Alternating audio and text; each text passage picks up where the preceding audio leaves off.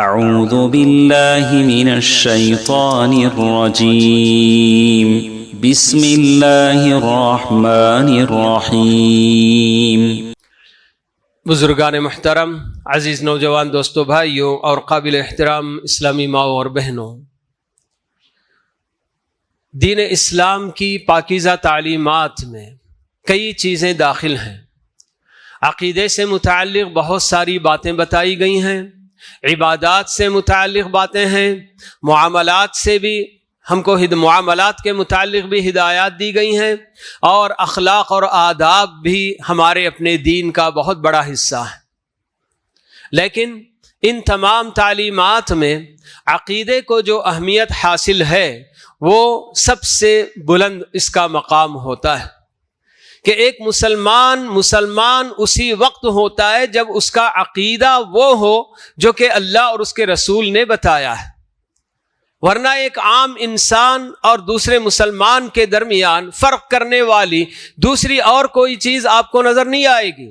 کہ بالکل جس طرح سے جسمانی ساخت میں دیکھ لیں تو وہ بھی وہی انسان، ہاتھ پیر والا، آنکھ کان ناک والا انسان ہی ہے، کپڑے وہ بھی پہنتا ہے، دوسرے بھی پہنتے ہیں، ایسی بہت ساری چیزیں بالکل سب کے ساتھ ایک جیسی ہوا کرتی ہیں۔ لیکن یہ مسلمان ہے اور یہ مسلمان نہیں ہے، یہ کس کے ذریعے فیصلہ ہوتا ہے؟ اس کے اپنے عقیدے کے ذریعے ہوا کرتا ہے۔ تو یہ عقیدہ ہی ایک بندے کو جنتی یا جہنمی بناتا ہے۔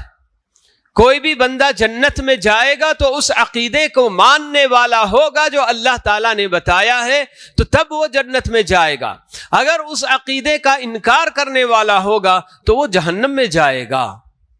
ہم سب اچھی طرح سے جانتے ہیں اللہ کے نبی صلی اللہ علیہ وسلم جب نبی بنا کر مبعوث کیے گئے اور آپ نے اللہ رب العالمین کا پیغام اللہ کے بندوں تک پہنچانے کی آپ نے جب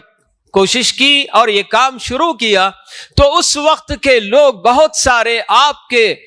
دشمن بن گئے، کھلی دشمنی آپ سے جو نہ کرنے لگ گئے تھے۔ لیکن ایسے موقع پر بھی آپ کے چچا ابو طالب یہ وہ واحد شخص تھے کہ اپنے عقیدے کو، آپ کے بھتیجے نے جو عقیدہ پیش کیا اس کو نہ ماننے کے باوجود بھی اپنے بھتیجے کی پوری طرح سے حفاظت کرتے رہے، ان کا ساتھ دیتے رہے اور ان کے جو نا قدم قدم پر کام آتے رہے۔ مگر اس کے باوجود بھی ابو طالب نے جب وہ عقیدہ اختیار نہیں کیا جو اللہ کے نبی صلی اللہ علیہ وسلم نے پیش کیا، حتیٰ کہ آخری وقت میں جب ان کی جان نکلنے کا وقت ہے، ایسے موقع پر بھی اللہ کے نبی صلی اللہ علیہ وسلم ان کے سرانے بیٹھ کر ان کو تلقین کرتے ہیں کہ چچا جان ایک مرتبہ اپنی زبان سے لا الہ الا اللہ محمد الرسول اللہ کا اقرار کر لیجئے، اللہ تعالیٰ آپ کو نجات دے دے گا۔ وہیں سرانے ان کے ابو جہل اور دوسرے سرداران قریش بیٹھے رہتے ہیں اور وہ لوگ ابو طالب کو غیرت دلاتے ہیں کہ ابو طالب کیا آخری وقت میں تم اپنے باپ دادا کا دین چھوڑ کر پھر جاؤ گے؟ تو ابو طالب آخری بات یہی کہہ کر مرتے ہیں کہ میں اپنے باپ دادا کے دین پر ہی ہوں۔ تو اسی لیے ابو طالب کے لیے کبھی جہنم کی آگ سے نجات نہیں مل سکتی ہے۔ اللہ کے نبی صلی اللہ علیہ وسلم سے آپ کے ایک اور چچا عباس بن عبد المطلب نے پوچھا ایک مرتبہ، اللہ کے نبی ابو طالب آپ کے بہت کام آئے، آپ کا قدم قدم پر انہوں نے ساتھ دیا، آپ ان کے کیا کام آئیں گے آخرت میں؟ تو اللہ کے نبی صلی اللہ علیہ وسلم نے یہی جواب دیا کہ ابو طالب کو میرا ساتھ دینے اور میرے ساتھ رہنے اور قدم قدم پر میری مدد کرنے کی وجہ سے اللہ تعالیٰ نے ان کو جہنم میں سب سے ہلکا عذاب دے گا۔ اور وہ عذاب کیا ہوگا کہ ان کا پیر ٹخنوں تک آگ میں ڈوبا ہوگا، مگر اس کی وجہ سے ان کا دماغ بھی کھول رہا ہوگا اور ابو طالب یہ سمجھ رہے ہوں گے کہ جہنم میں ان سے بڑھ کر کسی کو عذاب نہیں ہو رہا ہے۔ پھر اللہ کے نبی صلی اللہ علیہ وسلم نے بتایا کہ اگر میرا یہ ساتھ نہ دیے ہوتے تو ایسی صورت میں اللہ تعالیٰ ان کو جہنم کے سب سے نچلے درجے میں جو ڈالتا۔ لیکن آپ نے یہ نہیں بتایا کہ ابو طالب کو کچھ مدت کے لیے عذاب دیا جائے گا اور پھر اس کے بعد وہ جہنم سے نکالے جائیں گے، بالکل بھی نہیں۔ لیکن وہی کام اللہ کے نبی کا ساتھ دینا اور اللہ کے نبی کی قدم قدم پر جو ہے کہ مدد کرنا اور ہر طرح سے بالکل جو ہے کہ قربانیاں دینے کا کام صحابہ کرام نے بھی کیا، اور وہ صحابہ جب اللہ کے نبی صلی اللہ علیہ وسلم نے جو عقیدہ پیش کیا تھا اس عقیدے کو مان کر جب انہوں نے یہ کام کیا تو ان کے لیے اسی دنیا میں چلتے پھرتے کئی صحابہ کو جنت کی بشارت دے دی گئی کہ ابو بکر فی الجنہ، عمر فی الجنہ، عثمان فی الجنہ، علی فی الجنہ، فلان فی الجنہ، ایسے کتنے جو نا اللہ کے نبی صلی اللہ علیہ وسلم نے اسی دنیا میں چلتے پھرتے ان کو جنت کی بشارت دے دی۔ یہ صرف کمال کس کا تھا؟ عقیدے کا کمال ہی تھا، اور بغیر عقیدے کے کوئی بھی عمل اللہ رب العالمین کے پاس کوئی اہمیت نہیں رکھتا ہے۔ اللہ تعالیٰ نے صاف صاف بتا دیا وَقَدِمْنَا إِلَى مَا عَمِلُوا مِنْ عَمَلٍ فَجَعَلْنَاهُ هَبَاءً مَنْثُورًا کہہ کر کفار اور مشرکین اپنی جگہ پر کتنی نیکیوں کے کام کیوں نہ کر لیں تو ان کی وہ نیکیاں، ان کا بدلہ اسی دنیا میں ان کو دے دیا جائے گا، اور آخرت میں ان کی نیکیوں کا کوئی بدلہ ان کو نہیں ملے گا۔ اسی لیے اللہ نے کہہ دیا کہ ان کے جتنے بھی اعمال ہیں وہ سارے اعمال ہم ان کو لے کر فضا میں اڑا دیں گے، ریزہ ریزہ بنا کر بالکل اڑا دیں گے۔ یہ اللہ رب العالمین خود بتا رہے ہیں۔ اللہ تعالیٰ نے ہمارے لیے جو عقیدہ متعین کیا وہ عقیدہ ہم جب تک اس کے ماننے والے نہیں ہوں گے ہرگز بھی ہماری نجات نہیں ہو سکتی۔ یہی وجہ ہے کہ عقیدہ کس قدر اہمیت رکھتا ہے دین میں۔ اللہ تعالیٰ نے اللہ کے نبی کو مکے میں مبعوث کرنے کے بعد 13 سال کی پوری مدت میں جو بھی قرآن مجید کی آیتیں اللہ تعالیٰ نے اتاری ان کے اندر اگر آپ غور کریں گے تو آپ کو لگے گا کہ اللہ تعالیٰ نے عقیدہ توحید، عقیدہ آخرت اور عقیدہ رسالت، ان 3 چیزوں کو اللہ تعالیٰ نے بالکل جو ہے کہ مرکز بنا کر اسی کے تعلق سے ساری باتیں اللہ تعالیٰ نے جو ہے پیش کی ہیں۔ عقیدہ توحید، عقیدہ آخرت اور عقیدہ رسالت، ان سب باتوں کو جب صحابہ نے اچھی طرح سے ہضم کر لیا اور یہ ساری باتیں ان کے دل و دماغ میں بیٹھ گئیں کہ ہمارا رب کون ہے، اس کی ذات کیا ہے، اس کی صفات کیا ہیں، اور آخرت کیا ہے، آخرت میں کیسے کیا کچھ نہ معاملہ کیا جائے گا، اور ہمارے نبی محمد صلی اللہ علیہ وسلم واقعی اللہ تعالیٰ کے سچے رسول ہیں، اور آپ جو بھی بات بتاتے ہیں اللہ تعالیٰ کی طرف سے بتاتے ہیں۔ یہ ساری باتیں جب ان لوگوں کے دل و دماغ میں اچھی طرح سے مضبوطی کے ساتھ، گہرائی کے ساتھ جب بیٹھ گئیں تو اس کے بعد مدینے کی زندگی میں اللہ رب العالمین بے تحاشا ایک بعد دیگر احکام نازل کرتے جا رہے ہیں۔ لیکن کسی بھی مسلمان نے اس وقت اللہ تعالیٰ کے کسی حکم پر کوئی اعتراض نہیں کیا، حالانکہ ایسے ایسے احکام کہ جن کے خلاف جی خود صحابہ بہت سارا عمل کرتے رہے۔ جی شراب پینے والے شراب پیتے رہے، اسلام لانے کے بعد بھی شراب ابھی حرام نہیں ہوئی تھی مکے کی زندگی میں۔ مدینے کی زندگی میں جب اللہ تعالیٰ نے شراب حرام کی تو بالکل سارے صحابہ ان کے اپنے گھروں میں جو بھی شراب کے مٹکے رکھے ہوئے تھے سارے لا کر گلیوں میں پھوڑ پھوڑ کر شراب گلیوں میں بہا دی۔ پردے کا حکم نازل ہوتا ہے، کسی صحابیہ نے کبھی کوئی اعتراض نہیں کیا کہ ہمارے لیے پردہ کرنے میں دم گھٹتا ہے اور ہمارے لیے پریشانی ہے، یہ کبھی کسی صحابیہ نے نہیں کہا، کیونکہ وہ سب اچھی طرح سے جانتے تھے کہ ہم جس اللہ تعالیٰ پر ایمان رکھتے ہیں ہمارا پروردگار علیم ہے، خبیر ہے، حکیم ہے، رحیم ہے۔ تو یہ سب اللہ تعالیٰ کی وہ صفات ہیں کہ اللہ تعالیٰ اپنے علم کے بدولت اللہ تعالیٰ نے ہمارے لیے یہ حکم دیا ہے، تو اسی حکم میں ہماری بھلائی ہوگی، اسی میں ہمارا خیر ہوگا۔ اللہ تعالیٰ تو رحیم ہے، اللہ تعالیٰ کی رحمت کبھی بندوں کو مشقت میں ہرگز نہیں ڈال سکتی۔ یہ سب وہ لوگ جانتے تھے، اور اللہ تعالیٰ کی یہ سب صفات جب مان گئے تو اسی لیے اللہ تعالیٰ کی طرف سے آنے والے کسی بھی حکم پر کبھی انہوں نے کوئی چوں چرا نہیں کیا، اعتراض نہیں کیا۔ تو الغرض عقیدہ ہمارا اپنا جو ہے کہ بنیادی مرکز ہونا چاہیے. ہر مسلمان کو اپنی جگہ پر غور کر کے دیکھنے کی ضرورت ہے کہ کیا میرا اپنا عقیدہ ویسا ہی ہے جیسے کہ جو ہے قرآن اور حدیث میں بتایا گیا ہے. توحید کے تعلق سے، آخرت کے تعلق سے، رسالت کے تعلق سے،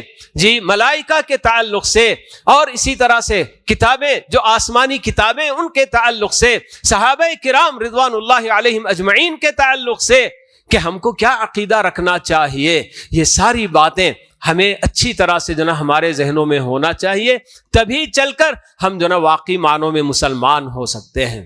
عقیدہ توحید اتنا اہم عقیدہ کہ اگر اس کے بغیر بندہ اگر جنا اللہ تعالیٰ سے جا ملتا ہے، اگر فوت ہوتا ہے، اس کے لیے کبھی نجات نہیں. ان اللہ لا یغفر ان یشرک بہ ویغفر ما دون ذلک لمن یشاء. توحید اگر بندہ اس کا دامن چھوڑتا ہے سیدھے شرک میں ہی جائے گا. توحید اور شرک یہ دونوں کبھی اکٹھے ہو ہی نہیں سکتے. تو اسی لیے اللہ تعالیٰ نے یہ اعلان بھی کر دیا اور اپنے نبیوں کے تعلق سے بھی بتا دیا کہ لئن اشرکوا لیحبطن عملہم. سارے انبیاء کا، کئی انبیاء کا تذکرہ کر کے اللہ تعالیٰ بتا رہے ہیں، اور خود ہمارے نبی صلی اللہ علیہ وسلم سے بھی اللہ تعالیٰ نے خطاب کر کے کہہ دیا لئن اشرکت لیحبطن عملک. نبی خبردار، حالانکہ کسی بھی نبی سے اس کی امید تو نہیں کی جا سکتی کہ وہ اللہ تعالیٰ کے ساتھ کسی معاملے میں شرک کرے، مگر پھر بھی اللہ تعالیٰ نے خبردار کر دیا کہ نبی آپ بھی خبردار رہیے کہ اگر آپ سے شرک جیسا گناہ ہو گیا تو آپ کے سارے اعمال برباد ہو جائیں گے. آپ نے جتنی قربانیاں دی ہیں، جتنا آپ نے جو تکلیف اٹھایا اسلام کو اللہ کے بندوں تک پہنچانے کے لیے، یہ ساری محنت آپ کی برباد ہو جائے گی، بیکار ہو جائے گی. اسی لیے ایک اور حدیث میں اللہ کے نبی صلی اللہ علیہ وسلم اللہ تعالیٰ کے بات بتا، بلکہ ایک حدیث میں آپ یہ بتاتے ہیں، حدیث البطاقہ جس کو کہا جاتا ہے،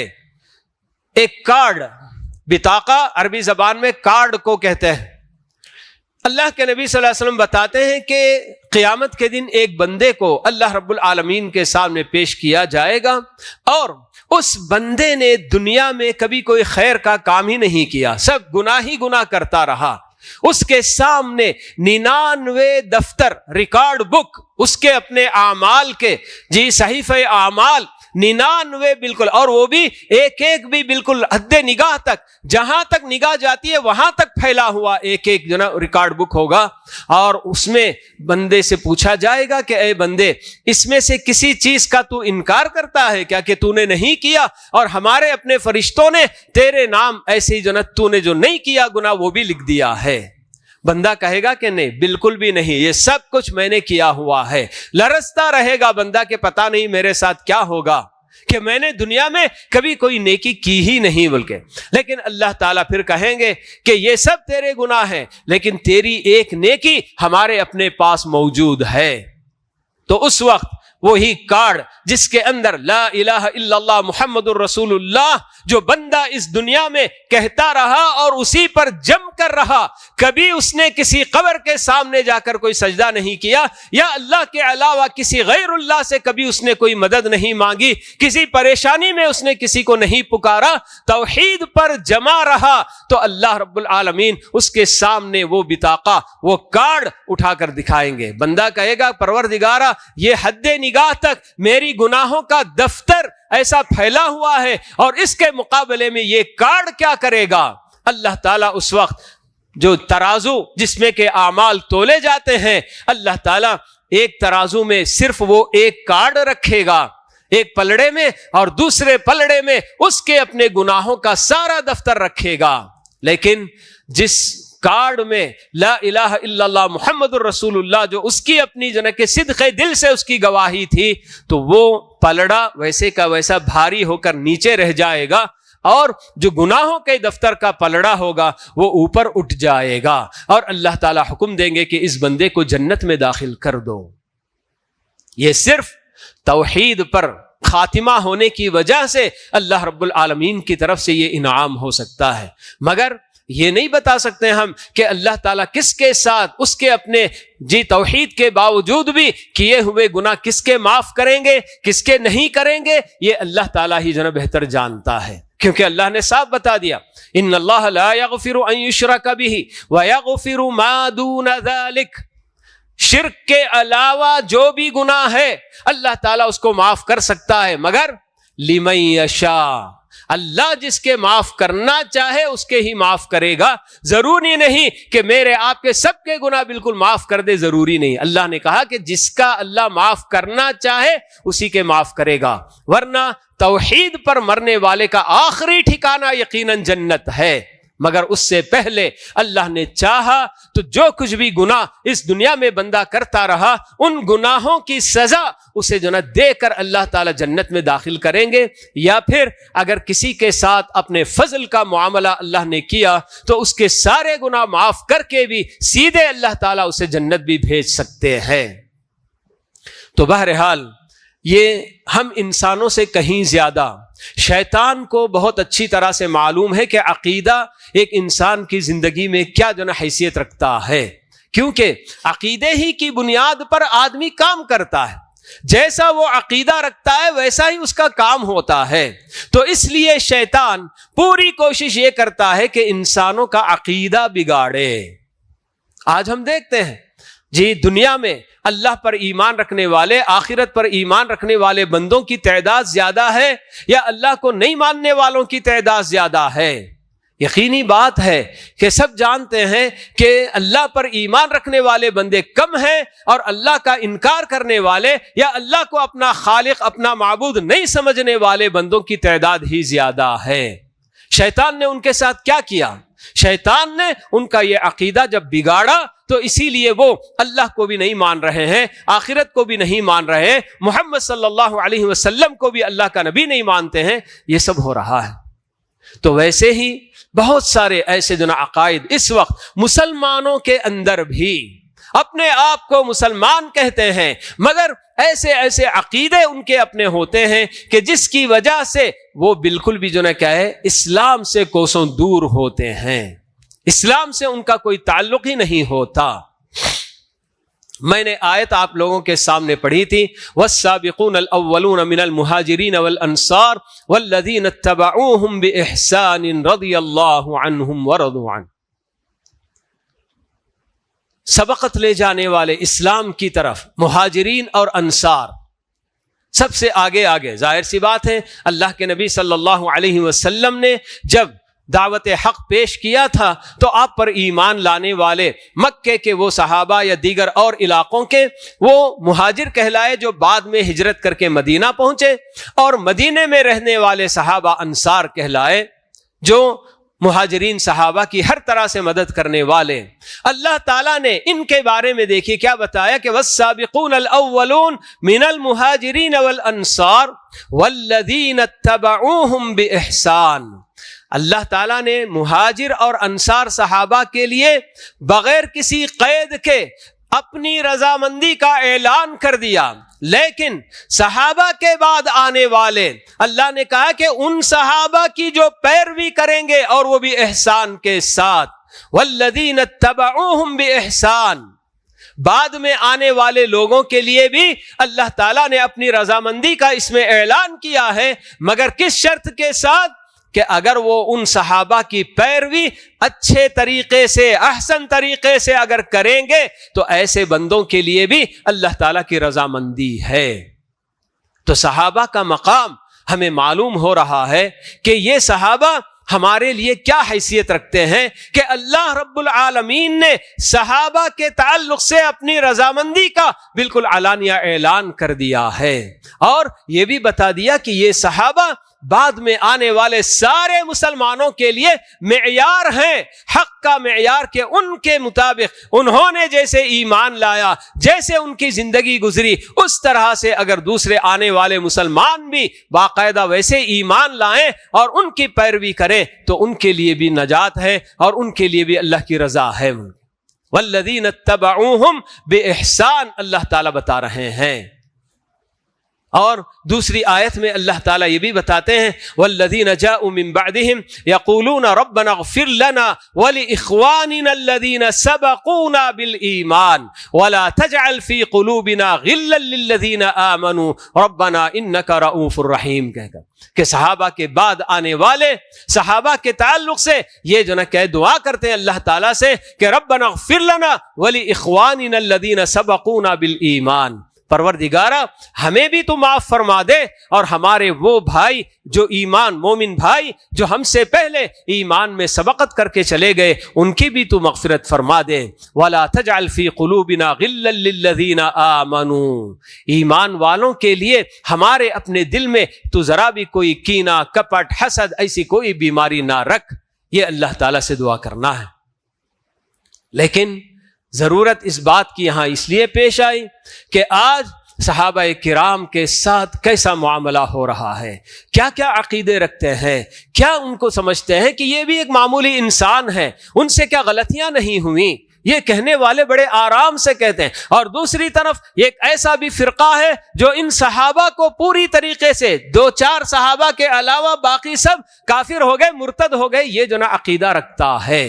تو ایسے سب حالات میں ہمارے لیے ضروری ہے کہ ہم ہمارے اپنے ان پاکیزہ نفوس رکھنے والے صحابہ کے تعلق سے ہمارا اپنا عقیدہ کیا ہونا چاہیے یہ ہم معلوم کریں۔ قرآن نے جب یہ اعلان کر دیا کہ آنے والے بعد میں لوگ جو آئیں گے وہ اگر ان صحابہ کی پیروی کریں گے تو ان کے لیے رضامندی ہے،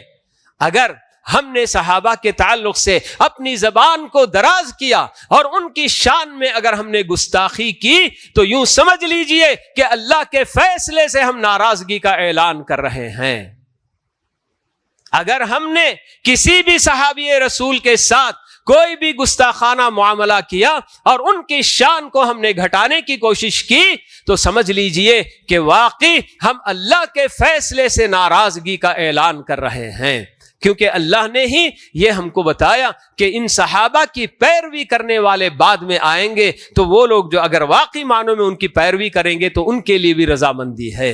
فَإِنْ آمَنُوا بِمِثْلِ مَا آمَنْتُمْ بِهِ فَقَدِ اهْتَدَوْا، سورہ بقرہ میں اللہ نے یہ بھی بتا دیا کہ یہ یہود و نصارہ ہی نہیں بلکہ سارے لوگوں کے لیے اللہ تعالیٰ نے یہ معیار بتایا ہے کہ اے صحابہ تم لوگ جس طرح سے ایمان لے آئے ہو، ایمان لانے کے بعد انہوں نے صرف زمانی دعوے کا اعلان نہیں کیا بلکہ ایمان کے ایک ایک تقاضے کو انہوں نے پورا کیا کہ اللہ تعالیٰ کے ہر حکم کے آگے سر جھکانا، اللہ کے نبی صلی اللہ علیہ وسلم کا کیا مقام ہے، کیا مرتبہ ہے اور ان کے لیے کیا قربانیاں دینی، سب انہوں نے کیا۔ تو اس لیے اللہ نے بتایا کہ صحابہ تم لوگ جیسے ایمان لائے ہو ویسے اگر دوسرے لوگ بھی ایمان لائیں گے تو تب وہ سیدھے راستے پر ہوں گے، ہدایت پر اسی وقت ہوں گے۔ اگر تمہارا راستہ چھوڑ کر کسی اور راستے کو انہوں نے اپنایا یا تمہارے اندر کسی طرح کی انہوں نے کوتاہیاں کی تو ایسی صورت میں وہ ہدایت سے دور ہو جائیں گے۔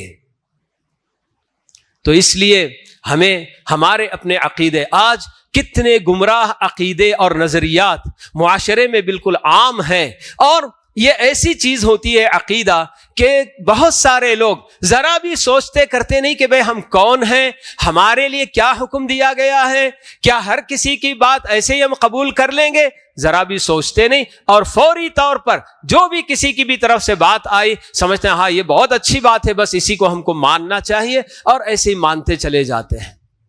یاد رکھیں کہ عقیدہ جب آدمی کا کسی بھی چیز کے اندر مضبوط ہوتا ہے تو اسے چھوڑ کر دوسرے عقیدے کو قبول کرنا اتنا آسان نہیں ہوتا اس کے لیے۔ اللہ تعالیٰ سے ضرور جو ہے کیا ہے دعا کرتے رہیے کہ اللہ تعالیٰ نے جو سیدھا صحیح عقیدہ اور ہدایت کی جو طریقہ جو راستہ اللہ تعالیٰ نے ہمیں دکھایا ہے اس پر ہمیشہ ہمیں برقرار رکھے، کبھی کسی جو نہ کہ غلط نظریے غلط عقیدے کے جال میں کہیں ہم پھنس نہ جائیں اور سیدھے راستے سے نکل کر بالکل دور کہیں جو نہ ہم بھٹکتے نہ رہ جائیں۔ تو یہ عقیدہ ہی چیز ہوتی ہے کہ بالکل آدمی کو جو بھی اس کا عمل ہوتا ہے وہ عقیدے کا ریفلیکشن ہوتا ہے۔ میں ہمیشہ مثال دیتا ہوں کہ آدمی جو اپنی کلائی میں کالی ڈوری باندھتا ہے، پیر میں کالی ڈوری باندھتا ہے، کمر میں باندھتا ہے، تو کیوں باندھتا ہے؟ کیونکہ اس کا عقیدہ ہوتا ہے کہ وہ ڈوری اس کو جو ہے کہ مصیبتوں سے بچاتی ہے، آفتوں سے بچاتی ہے، اور نظر بد سے بچاتی ہے، اور کیا پتہ نہیں کیا کیا عقیدہ جب رکھتا ہے تو تب جو ہے وہ سارے کام کرتے ہیں۔ لیکن اللہ کا بہت بڑا احسان کہ جو بندے اس کالی ڈوری کو ایک بے جان ڈوری سمجھتے ہیں، اس کے بارے میں نفع اور نقصان کا کوئی عقیدہ نہیں رکھتے، تو ان کے ہاتھوں میں، ان کی کلائیوں میں کہیں بھی آپ یہ ڈوری نہیں دیکھیں گے۔ تو عقیدہ بندہ جیسا رکھتا ہے اسی کے برابر وہ عمل بھی کرتا ہے۔ اسی لیے جب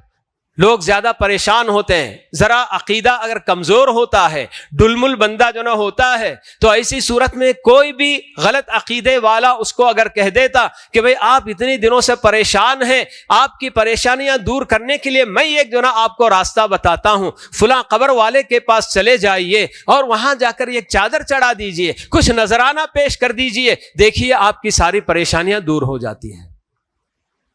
جو کمزور عقیدے والا ہوگا یقیناً اس پر عمل کر لے گا، لیکن جس کا عقیدہ مضبوط ہوتا ہے، جو یہ جانتا ہے کہ قبر والا اگر کچھ کے کام آتا تو اپنے کیوں نہیں کام آیا، کیوں وہ جو فوت ہو گیا، وہ اپنے آپ کو مرنے سے بچا لیتا، یہ جب نہیں جانتے ہیں تو ایسی صورت میں جس کا عقیدہ مضبوط ہوتا ہے وہ کہتا ہے کہ بھئی لاکھ مصیبتیں آ جائیں مگر مصیبتیں ٹالنے والا صرف اللہ تعالیٰ ہے، میں اللہ تعالیٰ کے آگے ہاتھ پھیلانے کے علاوہ، اس سے دعا کرنے کے علاوہ کسی کی دربار میں جا کر جھکنا گوارا نہیں کروں گا کہے گا۔